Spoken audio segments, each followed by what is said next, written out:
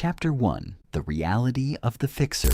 You possess a collection of tools you actually use, not just for show. With worn handles and signs of heavy wear, you are the one who patches things up, diagnoses weird car noises first, and learns to bleed a radiator at midnight via YouTube without telling anyone. Eventually, you became the go-to person when things break down, handling 2 a.m. calls and moments of crisis without hesitation or complaint, never making it seem like it costs you anything. Yet, when you injure your back moving a heavy appliance, you spend minutes debating if you can finish alone rather than asking for assistance. Chapter 2. The Origin of Independence. This isn't merely stubbornness. It stems from learning early on that doing it yourself is the most reliable method. Perhaps past attempts to get help were ignored by stressed parents or a busy household, teaching you that needing things only added a burden.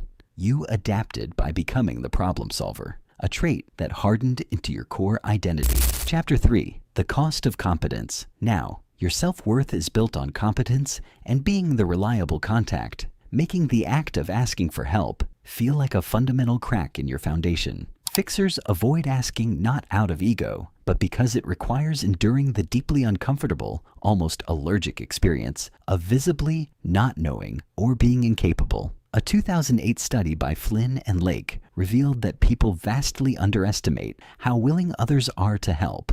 Showing the barrier is internal judgment about what needing help means, not actual availability. For someone whose identity centers on capability, every solved problem is quiet proof of their worth, while unfixed issues register uncomfortably as counter records of failure. Chapter 4. The Emotional Paradox. Emotionally, the stable person who absorbs others' panic often finds receiving support incredibly awkward, preferring to problem solve their own feelings quickly rather than be comforted. Deep down, many fixers harbor a pre-verbal belief that needing help makes them a burden, a feeling formed from past environments where leaning on others felt like a privilege they didn't have. Ironically, these fixers are exceptional at helping others and would never view someone asking them for help as a burden, despite stubbornly believing they themselves would be one.